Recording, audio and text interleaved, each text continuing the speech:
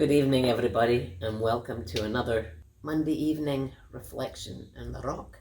Conversations with people who are connected loosely or intimately with covenant. And today we are delighted to have Cheryl Rook with us. Cheryl and I go back a long way, absolutely nothing to do with the church, but she was a therapist for our son, Ben, many years ago. And Cheryl did admit that this was a hard ask to come and talk to me online, because she was raised to do, not to talk about doing. And so this is what you said, somewhat out of your comfort zone. A little bit, yeah. Yeah. So what made you change your mind? Well, Pastor Ann's sermon on Sunday was about getting a new commission and doing things as a church and as individuals. So I thought, well, all right, we'll try. We'll see what happens. And you can do it because it's here, right? You feel very comfortable. Oh, very church. comfortable. What other stuff do you do out of your comfort zone in this comfortable, safe place? Well, I've been a member here, I think about 20 years, and I have kind of been pushed, gently shoved perhaps out of my comfort zone a few times, musically with singing and you know, I'm good in a group, but solos and duets and things, but I've been doing that. I've done that and playing my clarinet. Kevin is his skills are wonderful at making us better musicians than we think we are, or we know we are. Yeah, no, he brings the best out in everybody, doesn't he? And you know, I was able to, years ago I was president of UMW back before it became Women of Faith, and was able to lead a group and did a lot of speaking in on a monthly basis with with the ladies. But so that pushed the boundaries a little. Yeah, because your work actually involves one-on-one more than big public stuff, right? Yes. And you recently retired. I did. 2020, June of 2020, right in the throes of COVID, doing therapy online. It was quite a challenge. I don't think I ever worked as hard in my 34 and a half years there as I did the last few months. Yeah. Trying to figure out that whole system. But I did. I worked there a long time and enjoyed it very much. It's so interesting to me that there is always this resistance in us to do new things and try new things, and yet here you are with a whole history of doing new things and trying new things. Well, that was a part of the job when you work with kids, people with challenges. You kind of have to think about out of the box and, well, try something. This didn't work. All right, let's tweak it and try it again. Something different. So that was kind of built in and part of the expectation. And what is it about the spiritual life that gives you the strength?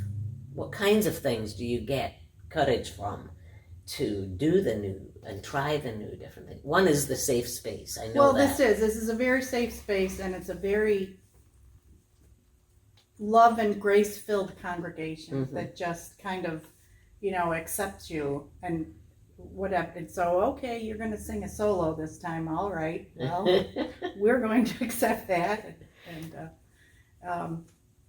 And I just find it to be a very supportive, like you said, safe place, soul-filling, and grace is a word that is used a lot around here. Oh, yeah. Ann's favorite word, it seems like. It's wonderful. It's becoming my favorite, too. Yeah, me too. And this is kind of my grace place. Oh, so. What a nice idea. Yeah. Now, you brought a poem with you from Maya Angelou. Well, I did. Tell me about how you came across this and what it means to you. Well, my dear friend Tracy, I think it was Tracy that sent this to me a few years ago, and I keep it up on my bulletin board and refer to it occasionally. I think I'll just read it because, as we know, Maya Angelou was wonderful with words. Oh, gosh, yes. The title is Beautiful Christian Sister. A woman's heart should be so hidden in Christ that a man should have to seek him first to find her. Oof. When I say I'm a Christian, I'm not shouting I'm clean living. I'm whispering I was lost. Now I'm found and forgiven. Ugh. When I say I'm a Christian, I don't speak of this with pride. I'm confessing that I stumble and need Christ to be my guide. When I say I'm a Christian, I'm not trying to be strong. I'm professing that I'm weak and need his strength to carry on. When I say I'm a Christian, I'm not bragging of success. I'm admitting I have failed and need God to clean my mess. When I say I'm a Christian, I'm not claiming to be perfect. My flaws are far too visible, but God believes I am worth it. When I say I'm a Christian, I still feel the sting of pain. I have my share of heartaches, so I call upon his name. When I say I'm a Christian, I'm not holier than thou. I'm just a simple sinner who received God's good grace somehow. Pretty is as pretty does, but beautiful is just plain beautiful. Oh. Thank you, Maya Angelou. Yes. I remember, I think it was Maya Angelou. Forgive me out there if I've got the wrong person. But apparently somebody once asked her, are you a Christian? And no, she was talking to somebody who said, I'm a Christian. And she said, already? You know, it's like that she's just got such a way with words. Yeah. And that sort of reflects what you said to me one time about your resistance to doing this, because you were somebody who does things, not talks about how she does things. That's the, way I was raised, and my mom is an example of, she walks the walk. Right. And, and she doesn't need to talk the talk, because... was an excellent example of just, I'm a Christian, this is what I believe, and I'm going to live it. Yeah. So. Yeah. It's interesting, because I've resisted recently because of the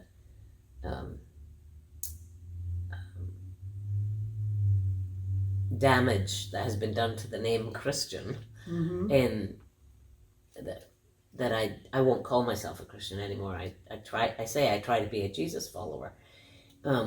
But when she says it like that, you really understand not the head knowledge about what it means to follow Jesus, but the way you live your life and the inside change that has happened in you. She just is so eloquent about, I'm not saying I'm trying to be strong. I'm admitting I'm weak. I'm admitting, and that's right. Yeah. Yeah, you could substitute when I say I'm a Jesus follower. I think right now it's kind of nice to be able to say something with her. When I say I'm a Christian, it's not da da da da da. Maybe we need to start saying that more. What it's not. Because there's an awful lot of Christianity out there that I don't believe in. Christianity. I understand, yes. Yeah. What's your most joyous experience about being part of Covenant? I think, it's rooted in the music. Yeah. And, when we're singing a hymn, when I first came 20-some years ago, nobody clapped. And we didn't do too much moving. And when you look around now and people are more comfortable, and, that's part of it. But I feel when I'm with my church family and we're, really enjoying the music. And also when you pray. Oh, yeah. Well, when we all pray. When we all pray together, but. Yeah. It's really very soul-filling for me. Yeah, yeah. Well, thanks for sharing yourself. Well, thank you for inviting me. Well, yeah, really? It wasn't so painful. It wasn't so bad after all. No, it wasn't. Well, thanks a lot to Cheryl, and say hello to her the next time you see her in church. And join us again next Monday, and we'll see who we have. It'll be a surprise. Good night. Good night.